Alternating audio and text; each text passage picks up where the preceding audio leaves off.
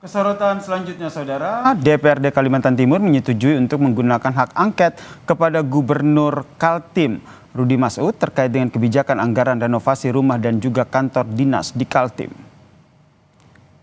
Usai menggelar rapat konsultasi, sebanyak 21 orang anggota DPRD Kaltim dari 6 fraksi sepakat untuk memberikan hak angket. Hanya fraksi Golkar yang tidak sepakat memberikan hak angket dengan alasan masih harus mengumpulkan bukti yang cukup untuk mengonfirmasi anggaran fantastis untuk rumah dinas dan juga kantor Gubernur Kaltim yang mencapai 25 miliar rupiah.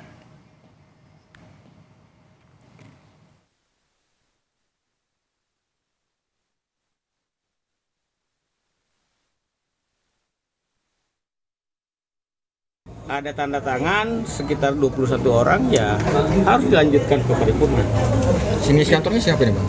Sudah ada. Inisiatornya itu yang pasti 21 orang tanda tangan. Di luar Golkar ya Bang? 22 di luar Golkar. Sudah memenuhi syarat untuk angket. Kan hanya 10 orang toh. Kan itu 21. Itu 21. Kita belum memiliki data yang otentik dan akurat terkait persoalan-persoalan yang disuarakan oleh masyarakat. Kan menjadi lucu kalau kita menyelidiki sesuatu tapi kita tidak memahami objek perkaranya secara menyeluruh gitu. Nanti apa yang kita tanyakan sifatnya nanti pasti konfirmasi, pertanyaan dan klarifikasi. Tiba kalau hak angket ternyata kita temukan apa-apa, hasil kemudian nanti LHPBPK misalnya aman saja, atau dari proses-proses yang lain aman saja, kan kita menyelidiki kita tidak temukan apa-apa.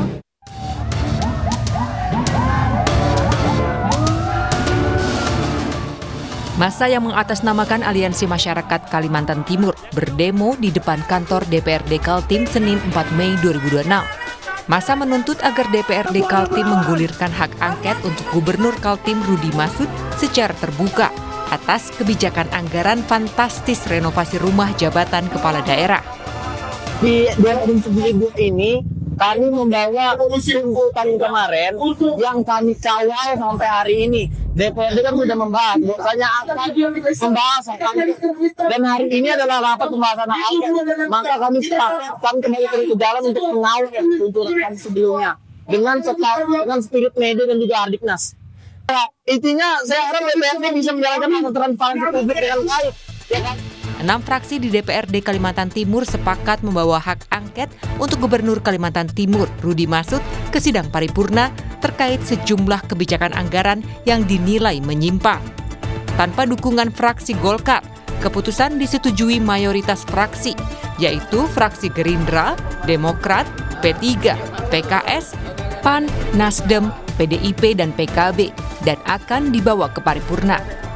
Aksi unjuk rasa masyarakat Kalimantan Timur dipicu sejumlah kebijakan anggaran fantastis renovasi rumah jabatan Gubernur Kaltim Rudy Masud. Dari laman kaltimprov.go.id, diketahui anggaran renovasi rumah jabatan gubernur mencapai 12 miliar rupiah, di mana di dalamnya termasuk anggaran pembelian 2 kursi pijat senilai 125 juta rupiah dan akuarium air laut.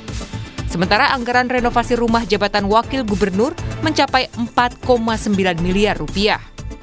Dan anggaran renovasi kantor gubernur mencapai 8,2 miliar rupiah yang termasuk anggaran laundry sebesar 450 juta rupiah. Gubernur Kalimantan Timur Rudy Masud akhirnya menyampaikan permohonan maaf kepada publik terkait polemik rencana renovasi rumah jabatan senilai 25 miliar rupiah yang menuai kritik luas dari masyarakat. Rudy menegaskan akan menanggung secara pribadi biaya untuk fasilitas yang berada di luar fungsi kedinasan.